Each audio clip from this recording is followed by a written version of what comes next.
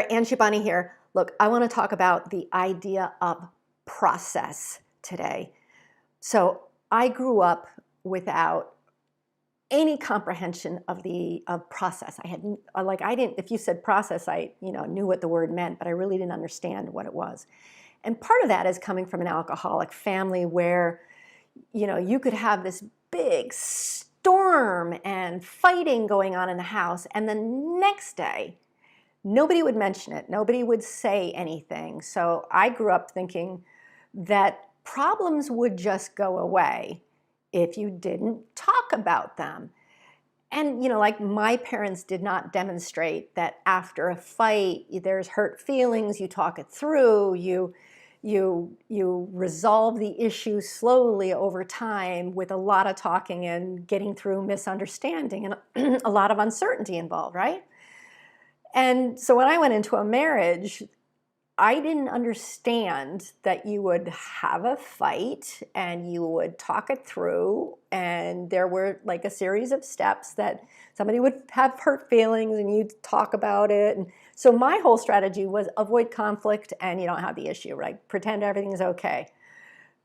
Not so good with my husband, who's like, why are you not talking? Why are you pretending you're not mad? Blah, blah, blah.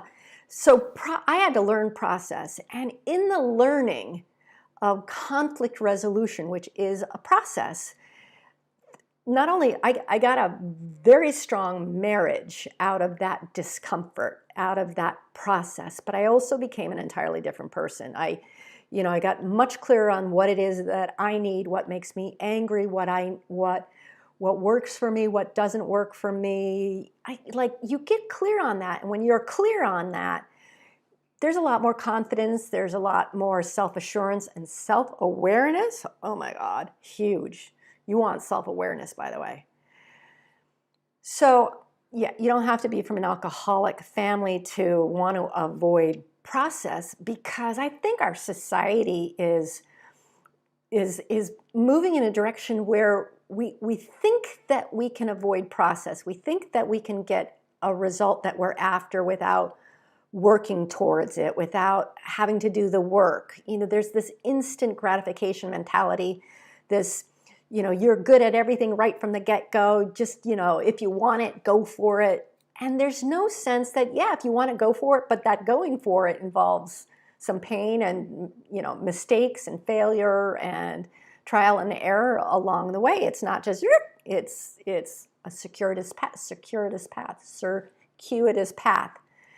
So, I think about this all the time. I write about process, what it really looks like. And this week, I've been seeing people write about process all over the place. Jeff Walker, my mentor, a digital marketing expert, by the way, I'm interviewing him in a couple of weeks about his brand new book launch. Really excited about it. He came out with this great video this week that was essentially saying, nothing good is easy. Nothing good comes easily, and that the path to success is long and winding, and that you are going to have failure along the way. So don't get disappointed when you try something and it doesn't immediately turn out as successfully as you imagine it to be or as you see it to be out there. There are people who are having amazing success. It's like a 10-year path to get to that place, or the unicorns that take only a year, but there's so much more behind that year-long success path than meets the eye.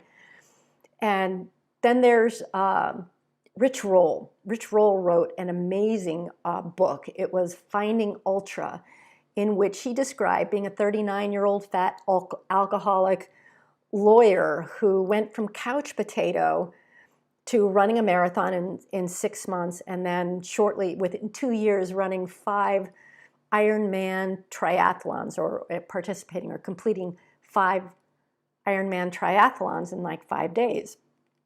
And he was like, look, that there's so much more behind this quick success path that I was on. There were years of 4-hour swimming meets, and my ability to write a book is based on years of lawyering. And he was talking about all of the stuff, all of the process that he had gone through in his life to get the results that are astounding. And he's like, don't think you're going to do this stuff in 6 months. Unless, there's a lot to this stuff. So yeah, look, we're all trying to avoid the process because process is inconvenient, it's slow, there's pain and uncertainty involved.